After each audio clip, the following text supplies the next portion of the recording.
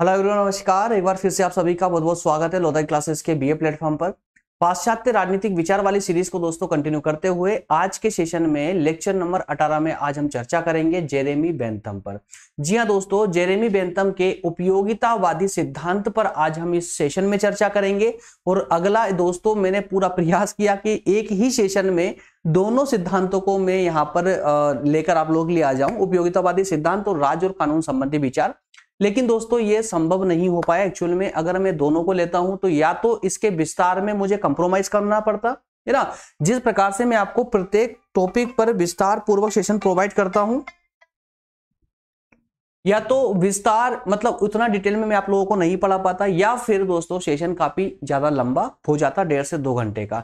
इस कारण से मैंने दोनों को, इस जेरेमी बेंथम वाले इस सेशन को दोस्तों मैंने 2 पार्ट में लेकर आ रहा हूं आप लोगों के लिए। आज के इस पार्ट में हम बात करेंगे उपयोगितावादी सिद्धांत की, और अगले पार्ट में हम राज्य और कानून संबंधी विचार मतलब कि राजनीतिक दर्शन पर हम चर्चा करने वाले हैं। क्लियर है? आइए दोस्तों शुरू करते हैं सेशन आज का, और जिसमें जेरेमी बेंथम के जितने भी विचार रहे हैं या एक सामान्य सी धारणा जो है उस पर हम चर्चा करेंगे। तो दोस्तों स्टार्ट हो चुकी है हमारी 3rd यूनिट, और 3rd यूनिट में 2 ही टॉपिक है, अर्थात 2 ही विद्वानों पर हमें चर्चा करना है, जेरेमी बेंथम पर और मिल पर। ठीक है ना, जॉन स्टुअर्ट मिल पर। तो इन 2 विद्वानों पर, तो जेरेमी बेंथम पर 2 सेशन होंगे, और इसी प्रकार से स्टुअर्ट मिल का मैं आपको लोगों को बता दूंगा। तो ये 3 या 4 सेशन के अंदर ये आपका ये यूनिट भी कंप्लीट हो जाएगी। आइए, तो आज के सेशन में हमें कौन कौन से बिंदुओं पर फोकस करना है जरा इसको देख लीजिए। सबसे पहले हम बात करेंगे बेंथम के उपयोगितावादी सिद्धांत की व्याख्या की, है ना, व्याख्या पर चर्चा करेंगे, व्याख्या पर बात करेंगे। उसके बाद हम बात करेंगे सुख दुख का वर्गीकरण, सुख दुख का वर्गीकरण, उपयोगिता सिद्धांत के कुछ प्रमुख बिंदु, और उसके बाद में इस सिद्धांत की आलोचना। तो दोस्तों यहां पर आप ये समझ लीजिए कि जो ये सिद्धांत है उपयोगितावाद का, ये सुख दुख का वर्गीकरण और ये प्रमुख बिंदु, ये सब इसी सिद्धांत का भाग है, इसी सिद्धांत का भाग है ना। तो इन सभी के माध्यम से हम इस सिद्धांत को भली भांति समझने का पूरा प्रयास करेंगे। आइए शुरू करते हैं सेशन को। कंफ्यूज होने की आवश्यकता नहीं रहेगी दोस्तों। उपयोगितावाद सिद्धांत हमने पहले भी कवर किया हुआ है, लेकिन चूंकि वो उसमें डेटा थोड़ा सा कम था, इस कारण से एक बार फिर से मैं इसको कंटिन्यू कर रहा हूं, प्रारंभ से इसको लेकर के आया हूं दोस्तों।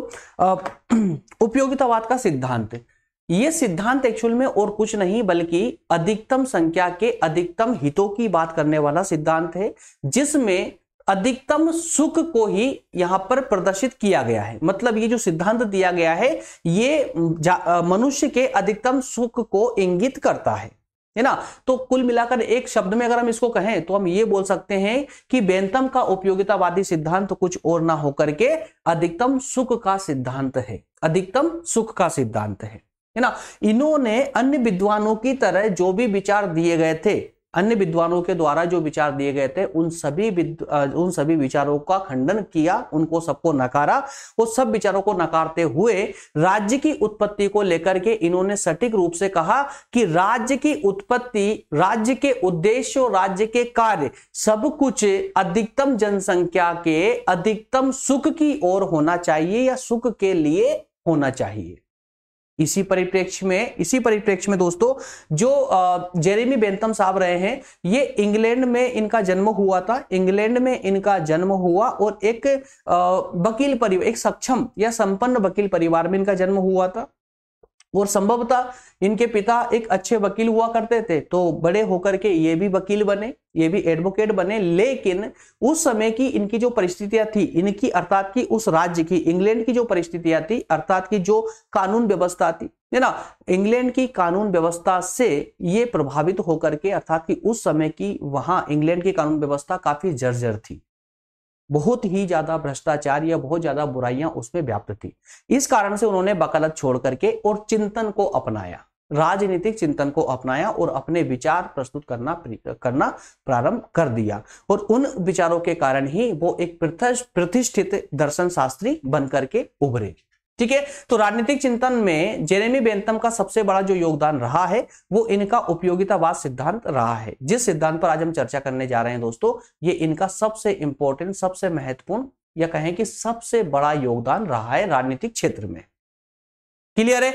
हालांकि उपयोगितावाद की विचारधारा बहुत पुरानी है, जो इन्होंने सिद्धांत दिया है उपयोगितावाद का, तो ये उपयोगितावाद की जो धारणा है या विचारधारा है ये काफी पुरानी है, लेकिन इन्होंने जिस प्रकार के उपयोगितावाद पर चर्चा की है ये एकदम नई है, या कहें कि इस प्रकार की विचारधारा इनसे पहले किसी भी पाश्चात्य विचारक ने प्रस्तुत नहीं की थी। ठीक है ना। इन्होंने उस प्राचीन जो विचारधारा थी उसमें परिवर्तन करते हुए अधिकतम संख्या के अधिकतम हित संबंधी इस प्राचीन सिद्धांत को राजनीति के क्षेत्र में लागू करके लोकप्रिय और प्रतिभाशाली बनाने का कार्य किया।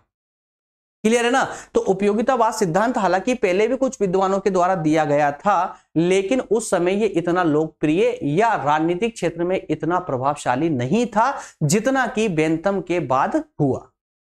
ठीक है, इसी कारण से दोस्तों बेंथम को उपयोगितावादी का जनक कहा जाता है, उपयोगितावाद का जनक कहा जाता है।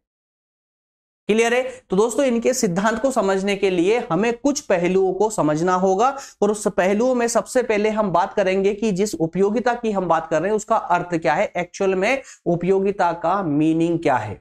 तो प्रत्येक कार्यवाही, देखिए यहां पर दोस्तों इसको पढ़िए, पढ़ते हुए इसको समझेंगे, इजी है एकदम, कुछ भी डिफिकल्ट नहीं होगा। ये सिद्धांत एकदम नया है, इस कारण से ये जैसे ही हम इसको पढ़ते जाएंगे कंप्लीट समझ आएगा दोस्तों। एक बार में ये नहीं हो पाएगा, बट हाँ हो जाएगा, डोंट वरी। थोड़ा सा लंबा सेशन है लेकिन हो जाएगा, है ना। उपयोगिता का अर्थ, प्रत्येक कार्यवाही को ऐसी धारणा के आधार पर स्वीकार या अस्वीकार करना जिससे वैचारिक पक्ष के हित में या तो अभिवृद्धि हो या ह्रास हो। समझिए इसको, प्रत्येक कार्यवाही अर्थात कि प्रत्येक कार्य को एक ऐसी धारणा के आधार पर करना जिसके आधार पर वैचारिक पक्ष कि जिस पक्ष के बारे में हम विचार कर रहे हैं या जिस पक्ष की हम बात कर रहे हैं उस पक्ष का हित में या तो वृद्धि हो या फिर उसका ह्रास हो, है ना। या तो उस पक्ष को सुख प्राप्त हो या फिर उस पक्ष को दुख प्राप्त हो। तो ऐसी धारणा के आधार पर कार्य करना, अन्य शब्दों में सुख की अभिवृद्धि, अन्य शब्दों में अगर इसको देखें तो सुख की अभिवृद्धि या ह्रास का सिद्धांत ही क्या है, उपयोगितावाद का सिद्धांत है। या इस उपयोगितावाद के सिद्धांत को हम सुख की अभिवृद्धि या ह्रास का सिद्धांत भी कह सकते हैं। यह केवल व्यक्ति के निजी कार्यों पर ही नहीं, सरकार के क्रियाकलापों पर भी समान रूप से लागू होता है। याद रखिएगा, ये जो उपयोगितावाद का सिद्धांत है सुख और दुख वाला, ये सिर्फ निजी रूप से किसी व्यक्ति पर ही नहीं बल्कि सरकार के भी सभी कार्यों पर समान रूप से लागू होता है। जिस प्रकार से एक व्यक्ति के जीवन पर लागू होता है उसी प्रकार से सरकार पर भी ये उसी रूप से लागू होता है। अतः यदि पक्ष कोई व्यक्ति है तो उपयोगिता का संबंध व्यक्तिगत हित होगा, और यदि कोई पक्ष कोई समुदाय है तो उपयोगिता जो है सामुदायिक हित से संबंधित होगी। क्लियर है भाई। जिस पक्ष के बारे में आप चर्चा कर रहे हैं या जिस पक्ष पर आप उपयोगितावाद को लागू कर रहे हैं वो पक्ष अगर कोई एक व्यक्ति होगा तो व्यक्तिगत हित से संबंधित होगा वो उपयोगितावाद, और अगर वो पक्ष समूह होगा या कहें कि पूरा समाज होगा तो सामूहिक हित की बात करेगा वो, है ना। अब दोस्तों इस क्रम को हम थोड़ा सा आगे बढ़ाते हैं, है ना। अब बात करते हैं कि जो नैतिकता की परंपरागत धारणाएं थी, पहले से जो चली आ रही थी धारणाएं, नैतिकता की धारणा, उन धारणाओं का बेंथम साहब ने किस प्रकार से खंडन किया है। तो तत्कालीन समय में प्रचलित नैतिकता की सभी धारणाओं का बेंथम ने क्या किया है, बेंथम ने उनका खंडन किया, मतलब अस्वीकार कर दिया है, और उपयोगिता को नैतिकता तथा मानवीय जीवन का आधार माना है। इन्होंने क्या किया, बेंथम ने नैतिकता की जो धारणाएं पुराने समय से चली आ रही थी उन धारणाओं को इन्होंने नकार दिया, है ना, और अपनी एक नई धारणा दी है। कैसे दी है नई धारणा, बेंथम के समय में, एक मिनट पेन लेते हैं, देखिए बेंथम के समय में नैतिकता के विषय में विभिन्न विचार प्रचलित थे। बेंथम ने जब अपने उपयोगितावाद के विचार प्रस्तुत किए थे उस समय नैतिकता को लेकर के कुछ विचार पहले से चले आ रहे थे, और वो विचार क्या थे, लोग ये मानते थे कि ईश्वर की इच्छा को नैतिकता का आधार मान लिया करते थे। ईश्वर की इच्छा को ही नैतिकता का आधार मान लिया जाता था। उनका कहना था कि धर्मशास्त्रों से ईश्वर की इच्छा का ज्ञान होता है। किससे, धर्मशास्त्रों से। अब यहां ध्यान दीजिएगा, धर्मशास्त्रों, कहा कि धर्मशास्त्रों से हमें यह पता चलता है कि ईश्वर की इच्छा क्या है, और जो ईश्वर की इच्छा है वही नैतिकता है, और जो ईश्वर की इच्छा नहीं है वह अनैतिक है या पाप मूलक है। जो ईश्वर की इच्छा नहीं है वो क्या है, अनैतिक है या पाप मूलक है। तो इस प्रकार की धारणा प्राचीन समय से चली आ रही थी। अब इस धारणा का उन्होंने खंडन किया किसने, बेंथम साहब ने, और कहा देखिए बेंथम ने इन सभी को अस्वीकार कर दिया, इन सभी विचारों को अस्वीकार कर दिया। करते हुए उन्होंने कहा कि ईश्वरीय इच्छा व्यक्तिक या आत्मगत कल्पनाएं मात्र है। क्या है, कल्पना मात्र है। ईश्वरीय इच्छा की जो भी बात करते हैं ये सिर्फ एक कल्पना है, ये वास्तविकता नहीं है। और जो मनुष्य को जो कुछ अच्छा लगता है उसी को वह ईश्वर की इच्छा कह देता है। और ये वास्तविकता, एक तरीके से वास्तविकता अगर देखी जाए तो ये सत्य भी है ना। जिसको हम धर्म का चोला पहना देते हैं कि ये ईश्वरीय इच्छा है ना, ये धर्म के विरुद्ध है, तो ऐसा कुछ व्यक्ति को जो सही लगा या जो उसके हित में रहा उसी को उसने धार्मिक बना दिया, और धार्मिक बना करके उसका प्रचार प्रसार कर दिया और वो उसने धर्म का रूप ले लिया, है ना।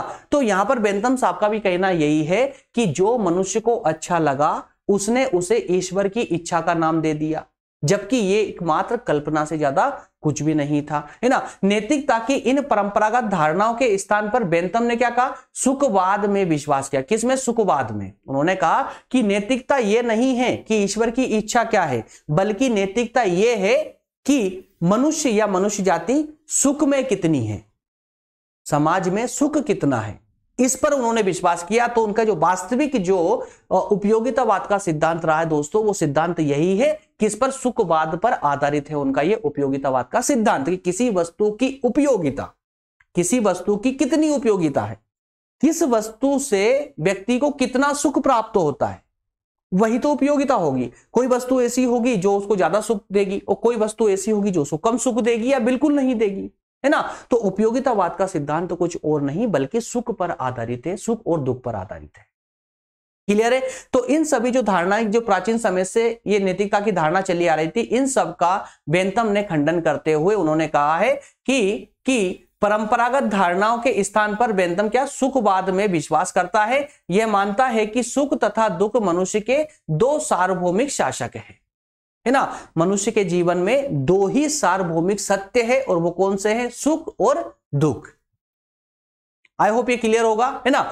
अब थोड़ा सा और आगे बढ़ते हैं कि सुख की प्राप्ति और दुख के निवारण का सिद्धांत उन्होंने आगे समझाया कि कैसे सुख प्राप्त किया जा सकता है और कैसे दुख का निवारण किया जा सकता है। तो बेंथम के उपयोगितावाद की जो आधारशिला रही है दोस्तों, जो आधारशिला रही है, आधारशिला सुख और दुख की मात्रा के ऊपर है। सुख और दुख की मात्रा के ऊपर, ध्यान से सुनते चलिएगा, इसको पूरा क्लियर हो जाएगा, कहीं पर कोई डाउट नहीं बचेगा, बस ध्यान से इसको सुनते चलना। देखिए बेंथम के उपयोगितावाद की जो आधारशिला है, मतलब इनका जो उपयोगितावाद का जो सिद्धांत है वो जिस पर आधारित है वो क्या है, सुख और दुख की मात्रा के ऊपर है। सुख और दुख की मात्रा की, कितना सुख कितना दुख, है ना, ये मात्रा की बात करते हैं। तो बेंथम के मत में जो वस्तु सुख की अनुभूति देती है वह अच्छी और उपयोगी होती है। ध्यान रखिएगा, क्या कहा बेंथम ने कि जो वस्तु या कहें कि जिस वस्तु का उपभोग मनुष्य को सुख देता है या सुख की अनुभूति देता है, वह वस्तु का, उस वस्तु का उपभोग सही है, अच्छा है, उपयोगी है। और जिस कार्य में मानव सुख में वृद्धि होती है वही कार्य उपयोगी या उचित है, तथा जिस कार्य से मानव को दुख प्राप्त होता हो वह कार्य क्या है, अनुपयोगी है।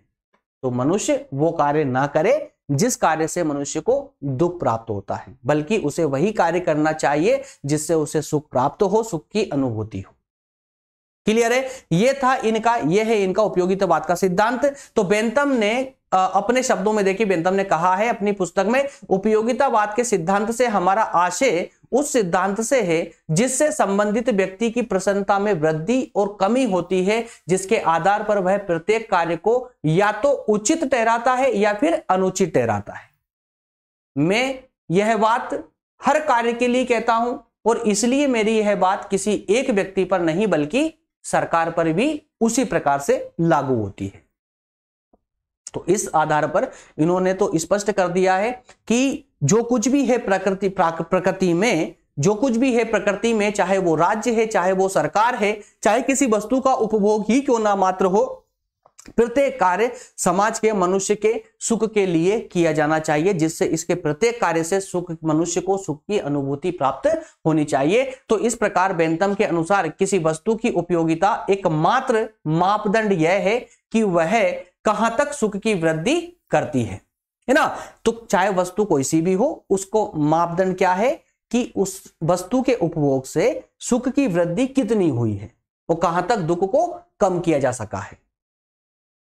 आई होप ये क्लियर होगा यहां तक का दोस्तों। अब एक और इंपॉर्टेंट पक्ष की ओर बढ़ेंगे, सुख और दुख का वर्गीकरण। सुख और दुख को, अब इन्होंने सुख और दुख की बात तो की है ना, लेकिन इन्होंने अब आगे चल करके ये भी डिस्क्राइब किया है, ये भी उन्होंने वर्गीकृत किया है कि सुख क्या है और दुख क्या है, सुख कितने प्रकार का होता है, दुख कितने प्रकार का होता। तो ये बात करते हुए बेंथम साहब ने स्पष्ट किया है कि सुख और दुख के स्वरूप को समझाने के लिए बेंथम ने उनको दो भागों में बांटा है, दो भागों में, एक सामान्य सुख दुख और एक जटिल सुख दुख। कौन कौन से याद रखेंगे आप लोग, एक सामान्य सुख दुख और एक जटिल सुख दुख, है ना। तो पहले आपको सामान्य सुख और दुख को याद रखना है। सामान्य सुख की अगर हम बात करें, सामान्य सुख की बात करें दोस्तों, तो इस प्रकार के उन्होंने 14 सुखों की बात की है, 14 सामान्य सुखों की बात की है। सुख बताए उन्होंने कि कौन कौन से सुख सामान्य सुख हैं, और उसी प्रकार से उन्होंने सामान्य दुख के 12 प्रकार बताए हैं। कितने, 12 प्रकार। तो बस आप इतना याद जरूर रखेंगे ना कि बेंथम ने 14 प्रकार के सुख बताए हैं सामान्य प्रकृति के, और 12 प्रकार के दुख बताए हैं सामान्य प्रकृति के, ठीक है ना। ये देखिए सभी के नाम भी लिखे हुए हैं, सामान्य सुख, इंद्रिय सुख, वैभव सुख, कौशल, मित्रता, यश का सुख, शक्ति या सत्ता का सुख, कल्पना सुख, धार्मिक, दया का सुख, निर्दयता का सुख, स्मृति, आशा, संपर्क, मिलन, है ना, और सहायता का सुख। इस प्रकार से 14 सामान्य सुखों की चर्चा की है, और उसी प्रकार से 12 दुखों की बात की है। दरिद्रता, भावना, हिचकिचाहट, शत्रुता, अपशय, धार्मिकता, दया, निर्दयता, स्मृति, कल्पना, आशा और संपर्क। तो ये 12 उन्होंने दुखों का भी वर्णन किया है। तो ये है इनके सामान्य सुख और दुख। लेकिन जब जटिल सुख और दुख की बात करते हैं दोस्तों, तो ये क्या हो जाएंगे, इनका सम्मिश्रण हो जाएगा। सम्मिश्रण मतलब कि मिक्सअप, ठीक है ना। ये जो सेपरेट दिख रहे हैं आपको, 14 सेपरेट सुख है और 12 सेपरेटली दुख है, और जब ये आपस में मिल जाते हैं तो ये जटिल सुख दुख बन जाते हैं, ठीक है ना। तो सामान्य सुख दुखों के इस वर्गीकरण को प्रस्तुत करने के बाद बेंथम ने यह भी कहा है कि इनके सम्मिश्रण से विभिन्न प्रकार के जटिल सुख और दुख पैदा होते हैं। क्लियर है। इस प्रकार से दोस्तों उन्होंने इसका वर्गीकरण किया है। सुख दुख, अब जो सुख दुख का वर्गीकरण इन्होंने कर दिया, एक तरफ सामान्य है ना और जटिल, दोनों का उन्होंने वर्णन किया, दोनों बताए हैं। इसके बाद में सुख दुख कहां से आते हैं, इनके निर्धारक तत्व क्या है, इनका निर्धारण कैसे होता है, तो इसके भी उन्होंने 32 तत्वों की बात की है। सुख और दुख के निर्धारण तत्वों की बात करते हुए उन्होंने 32 तत्व बताए हैं, जिनमें से कुछ इंपॉर्टेंट जो तत्व है दोस्तों, वो मैं आप लोगों के लिए देखे ये लेकर आया हूं।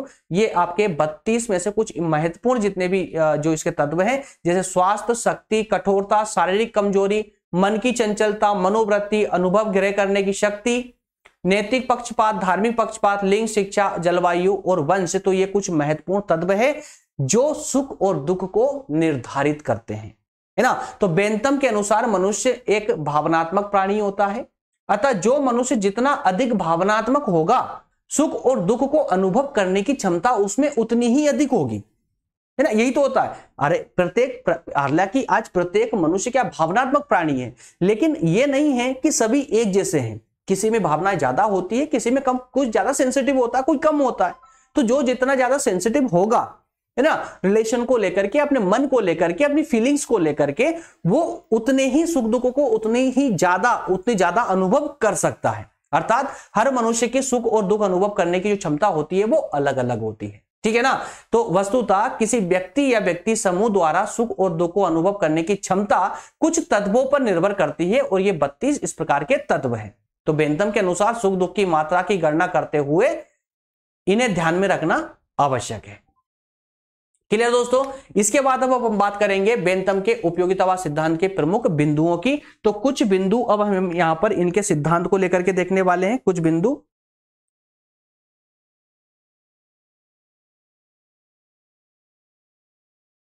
एक सेकंड फ्रेंड्स।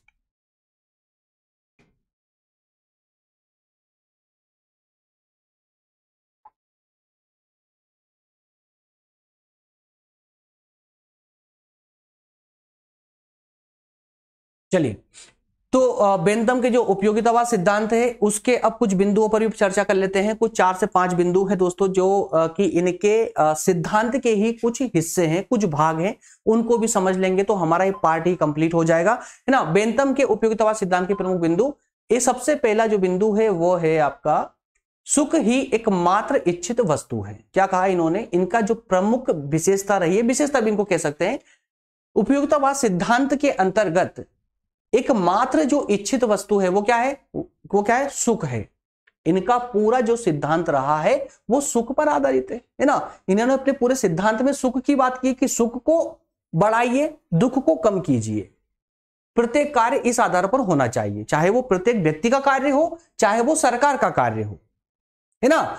तो इस प्रकार से मनुष्य के लिए सुख ही एकमात्र अच्छी और इच्छित वस्तु है, क्योंकि प्रत्येक व्यक्ति सबसे पहले क्या चाहता है, सुख चाहता है, सुख चाहता है। तो बेंथम के अनुसार प्रत्येक व्यक्ति, चाहे मनुष्य कोई भी हो, सबसे पहले उसको आवश्यकता होती है सुख की, वो अपने जीवन में सुख चाहता है ना। और बाकी की जितनी भी बातें होती है, जितनी आवश्यकताएं होती है, वो सब दूसरे स्थान पर आती है, जैसे कि धन की आवश्यकता, पद की आवश्यकता, स्वास्थ्य की आवश्यकता, ये सब, ये यहां तक कि सद्गुण भी मानव जीवन में दूसरे स्थान पर आते हैं। सबसे पहले मनुष्य बेंथम के अनुसार सबसे पहले क्या चाहता है, वो सुख चाहता है, और ये सब मनुष्य के अंतिम उद्देश्य और सुख प्राप्ति के साधन है। जितने भी इसके बाद, चाहे वो धन की बात हो या पद की, स्वास्थ्य की, है ना, चाहे ज्ञान की, ये सारी बातें बेंथम के अनुसार दूसरे स्थान पर आती है, जो सुख प्राप्त करने के साधन है। क्लियर है। नेक्स्ट है सुख दुख का गणितीय मापन। बेंथम के अनुसार सुख और दुख को मापा जा सकता है, सुख और दुख को मापा। बेंथम का विश्वास है कि सुखों और दुखों को तुलनात्मक आधार पर मापा जा सकता है। कुछ तथ्य दोस्तों ऐसे हैं जिनको आपको याद रखना आवश्यक है, क्योंकि इन्हीं तथ्यों के आधार पर आलोचनाएं भी होगी, याद रखिएगा, इन्हीं तथ्यों के आधार पर आलोचनाएं भी होगी, है ना। तो बेंथम का विश्वास है कि सुख और दुखों को तुलनात्मक आधार पर मापा जा सकता है। इस प्रकार सुख दुखों को मापने की पद्धति को वह सुखवादी गणना पद्धति कहते हैं, सुखवादी गणना पद्धति, है ना। और इसी सुखवादी गणना पद्धति को लेकर के आलोचकों ने आलोचनाएं भी की है, जो अगले पार्ट में हम देखने वाले हैं, अगली स्लाइड में देखने वाले हैं। तो सुख का आलिंगन और दुख का बहिष्कार, अगला बिंदु क्या है, सुख का आलिंगन, सुख को आने दीजिए और दुख को भगा दीजिए। बेंथम के उपयोगिता सिद्धांत के अनुसार प्रत्येक व्यक्ति सुख का आलिंगन करता है, मतलब सुख का स्वागत करता है, और दुख को भगाने का प्रयास करता है, उसका बहिष्कार करता है। इस आधार पर भी हम कह सकते हैं कि उपयोगितावाद सिद्धांत प्रत्येक मनुष्य की जीवन के लिए आवश्यक है। सार्वभौम सिद्धांत, सार्वभौम सिद्धांत का अर्थ क्या हुआ दोस्तों, जो सभी के द्वारा स्वीकार्य हो, सभी के द्वारा स्वीकार्य हो। बेंथम के अनुसार उपयोगिता का सिद्धांत सार्वभौम रूप से लागू होने वाला सिद्धांत है, सभी जगह एक समान रूप से लागू होने वाला सिद्धांत है। मानव के समस्त व्यवहारों में यह लागू होता है, यहां तक कि तपस्वियों के संबंध में भी यह लागू होता है। जो ब्रह्मचारी होते हैं, जो तपस्वी लोग होते हैं, साधु संत होते हैं, उनके जीवन में भी यह लागू होता है, क्योंकि तपस्वियों को जिस रूप में सुख की अनुभूति होती है वह सुख का ही विकृत रूप है। तपस्वियों को भले ही उनको भौतिक सुख प्राप्त ना हो, उस समय भले उनको भौतिक सुख प्राप्त ना हो, लेकिन इस कार्य से वो आत्मिक सुख को अवश्य प्राप्त करते हैं, आत्मिक सुख को प्राप्त करते हैं। तो आत्मिक सुख की अनुभूति के कारण वो अपना कार्य करते हैं। तो इस आधार पर बेंथम ने कहा है कि उपयोगितावाद का जो सिद्धांत है यह सार्वभौमिक है, हर जगह लागू होता है, समान स्तर से लागू होता है। क्लियर। नेक्स्ट है राज्य का उद्देश्य अधिकतम व्यक्तियों का अधिकतम सुख होना चाहिए। क्या कहा उन्होंने कि राज्य का उद्देश्य अधिकतम व्यक्तियों का अधिकतम सुख होना चाहिए। बेंथम की सबसे महत्वपूर्ण जो धारणा रही है, बेंथम की सबसे महत्वपूर्ण जो धारणा रही है दोस्तों, वो यही रही है कि वह राज्य को एक ऐसा समूह समझता है जिसे मनुष्य ने अपनी सुख वृद्धि के लिए संगठित किया है। बेंथम के अनुसार मनुष्य ने जो राज्य की उत्पत्ति की है ना, वो इसीलिए की ताकि वो अपने सुख में वृद्धि कर सके। राज्य की आज्ञा का पालन हम इसलिए नहीं करते, बेंथम ने कहा है कि राज्य की आज्ञा का पालन हम इसलिए नहीं करते क्योंकि ऐसा हमारे लिए लाभदायक एवं उपयोगी है। कोई भी सरकार तभी तक कायम रहती है जब तक कि वह समाज के सामान्य सुख का ध्यान रखती है। ठीक है ना। तो इस बिंदु के आधार पर या कहें कि इन पंक्तियों के आधार पर हम इतना आवश्यक रूप से कह सकते हैं कि उपयोगितावाद सिद्धांत के अंतर्गत सुख को ही सर्वोपरि माना गया है। यहां तक कि राज्य की उत्पत्ति भी मनुष्य के सुख में वृद्धि हेतु आवश्यक बताई है। क्लियर है। तो इस प्रकार से दोस्तों हमने इन 5 बिंदुओं पर चर्चा की है। ये अब हम अंतिम पड़ाव पर आ पहुंचे हैं। हमारे आज के सेशन में हम अंतिम पड़ाव पर आ पहुंचे हैं और अंतिम पड़ाव के अंतर्गत अब हम बात करेंगे आलोचनाओं की। कुछ विद्वानों के द्वारा इन सिद्धांत की आलोचना की गई है। तो आइए आलोचना के भी कुछ पक्षों को देख लेते हैं, जिससे हमारा आज का सेशन हो जाएगा कंप्लीट। आइए, सबसे पहली आलोचना की गई है सुखवादी मान्यता की। किसकी? सुखवादी मान्यता की, है ना। तो बेंथम साहब ने कहा था कि जो उपयोगितावाद का जो सिद्धांत दिया गया है सार्वभौमिक सिद्धांत है, जो कि सभी जगह समान रूप से लागू होता है ना।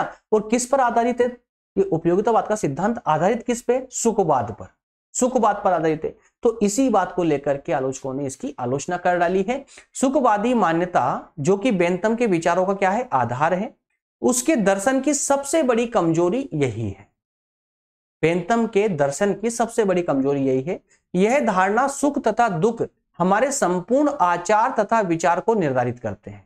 क्या कहा है कि ये जो धारणा है सुखवादी, सुख तथा दुख हमारे संपूर्ण आचार विचार को निर्धारित करते हैं, भ्रमपूर्ण करते हैं। यह तो जीवन की एक बहुत बड़ी अधूरी व्याख्या है। कौन सी? सुखवादी व्याख्या, है ना। कि सुख पर आधार, सुख को आधार बना करके इन्होंने एक सिद्धांत की रचना की। यह सबसे बड़ी एक अधूरी व्याख्या है। उन जटिल प्रेरणाओं की जो हमारे आचरण को प्रभावित करती है उनकी अवहेलना करना है। किसकी? जटिल प्रेरणाओं की अवहेलना करना है। इस आधार पर आलोचकों ने स्पष्ट रूप से कहा है कि जिस सुखवादी मान्यता को इन्होंने आधार बनाया है वो एक भ्रमपूर्ण धारणा है, भ्रमपूर्ण धारणा जो सिर्फ भ्रम फैलाती है। क्लियर। अगली आलोचना कही कि अधिकतम संख्या का अधिकतम सुख, अधिकतम संख्या का अधिकतम सुख असंगत है। यह भी सही नहीं है। बेंथम के अनुसार उपयोगिता का अर्थ है अधिकतम संख्या का अधिकतम सुख, किंतु यह अव्यवहारिक और असंगत है। बेंथम अधिकतम सुख और अधिकतम संख्या दोनों को चाहता है, परंतु यह स्पष्ट करने में असफल रहा है कि इनका निर्धारण कैसे किया जाएगा। जनसंख्या भी अधिक चाहता है और उनका सुख भी अधिक चाहता है, तो दोनों आपस में विरोधाभास उत्पन्न करती है। आज भी हम वर्तमान में भी अगर हम देखें, एग्जाम्पल के तौर पे भी देखें दोस्तों, तो आज हम अधिक जनसंख्या वाले राष्ट्र को देखें तो वहां पर अधिकतम सुख की प्राप्ति नहीं हो पाई है। लेकिन जिन राष्ट्रों की जनसंख्या बहुत कम है वहां पर अधिकतम सुख की प्राप्ति उनको हो चुकी है। तो इस आधार पर भी हम बेंथम के इस सिद्धांत के इस तथ्य को हम असंगत ठहरा सकते हैं, है ना। तो अधिकतम सुख पर बल दिया जाए अथवा अधिकतम संख्या पर, है ना, यह भी इन्होंने निर्धारित नहीं किया, स्पष्ट नहीं किया है। तो असली समस्या यही है कि दोनों में संतुलन आखिर बनाए कैसे, स्थापित कैसे किया जाए। ठीक है ना। नेक्स्ट पॉइंट है इसी आलोचना के अंतर्गत कि सुख भौतिक ना होकर के मानसिक होता है, जबकि बेंथम ने सुख को क्या कहा है? भौतिक बताया है, जिसे पूर्णतः भौतिक वस्तुओं के माध्यम से प्राप्त किया जा सकता है, जबकि ऐसा नहीं है, बल्कि सुख भौतिक ना होकर के मानसिक होता है ना, मानसिक होता है, वैचारिक होता है। तो बेंथम सुख का आधार भौतिकता मानता है। बेंथम सुख का आधार जो है भौतिकता को मानता है, जबकि देशभक्ति, इसके अलावा देखिए अब यहां पर और भी तो सुख है, जैसे देशभक्ति, त्याग, सेवा, परोपकार, है ना, ये सारी गतिविधियां, इनसे भी तो सुख प्राप्त होता है। तो इनसे भी सुख, लोग जो है सुख उठाकर मानसिक सुख प्राप्त करते हैं, जो भौतिक सुख से भी ज्यादा उत्कृष्ट होता है ना। जबकि बेंथम ने मानसिक सुख की जो है अवहेलना की है, उपेक्षा की है। क्लियर है। आइए नेक्स्ट पॉइंट है सुखों के गुणात्मक भेद में की उपेक्षा। अब बेंथम ने यहां पर मात्रात्मक सुखों की बात की है, मात्रात्मक सुखों को अत्यधिक महत्व दिया है, जबकि गुणात्मक महत्व पर इन्होंने चर्चा ही नहीं की है। बेंथम सुख को मात्रात्मक मानता है, जबकि असली सुख गुणात्मक होता है। हमें स्वादिष्ट भोजन करने तथा काव्य का रस प्राप्त करने में जो आनंद मिलता है वह एक जैसा नहीं होता है। सुखों में मात्रा तथा गुण की दृष्टि से अंतर होता है। कुछ सुख मात्रा में कम होने पर भी गुणों की दृष्टि से ऊंचे होते हैं। कुछ सुख ऐसे होते हैं जो मात्रा कम होती है लेकिन फिर भी गुणों की दृष्टि से वो उच्च होते हैं। सुखों को मापा नहीं जा सकता। बेंथम साहब ने स्पष्ट एक पैमाना बना दिया था, सुखवादी पैमाना, है ना, सुखवादी पैमाना बना दिया था सुखों को मापने का, जबकि ऐसा संभव नहीं है आलोचकों के अनुसार। तो बेंथम ने सुखवादी मापक यंत्र द्वारा सुख और दुख को मापने की व्यवस्था की है, किंतु व्यवहार में सुख और दुख को मापा नहीं जा सकता। हमारे पास ऐसा कोई मापदंड नहीं है जिसके द्वारा हम किसी भावना की तीव्रता को माप सके। इस प्रकार से दोस्तों ये जेरेमी बेंथम वाला सेशन में उपयोगितावाद सिद्धांत पर चर्चा होती है कंप्लीट, और अगले सेशन में जो हम बात करेंगे वो करेंगे बेंथम के राजनीतिक दर्शन की। क्लियर है? राजनीतिक दर्शन के अंतर्गत दोस्तों हम देखेंगे राज्य और कानून संबंधी विचार कि बेंथम ने राज्य और कानून को संबंध में क्या विचार अपने प्रस्तुत किए हैं।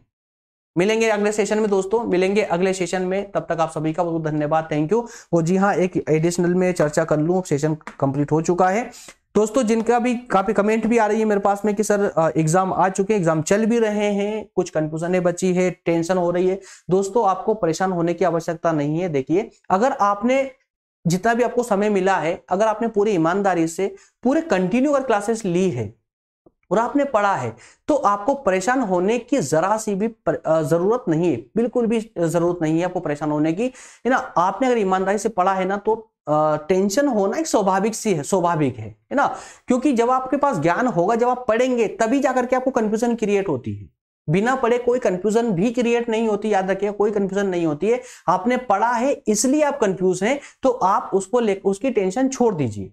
आपने ईमानदारी से पढ़ा है, एग्जाम चल रहे हैं, तो याद रखिए बस आपको करना कुछ भी नहीं है। कुछ और नया पढ़ने की अपेक्षा आपको बस अब रिवीजन लगाना है। जितना आपने अभी तक पढ़ा उसका बार बार रिवीजन लगाइए, दिमाग को ठंडा रखिए, शांत रखिए। कोई टेंशन की आवश्यकता नहीं है, कोई कंफ्यूजन की आवश्यकता नहीं है। मेरा दावा है, मेरी गारंटी है दोस्तों, अगर आपने ईमानदारी से पूरी मेहनत की है, पेपर 100% आपके हित में ही जाएगा, आपके पक्ष में ही जाएगा, है ना। आपके पक्ष से बाहर नहीं जाने वाला है। बहुत अच्छा पेपर जाएगा, उम्मीद रखिए, है ना। थोड़ा सा विश्वास हम पर भी रखिए, पूरे कॉन्फिडेंस से और पूरे विश्वास के साथ दोस्तों। हम अनुभव पर आधारित होकर के बोलते हैं सारी बातें। अगर आपने ईमानदारी से सभी सेशनों को अटेंड किया है, तो अब आपको टेंशन लेने की आवश्यकता नहीं है, ठीक है ना। मिलेंगे अगले सेशन में दोस्तों, तब तक आप सभी का धन्यवाद, थैंक यू।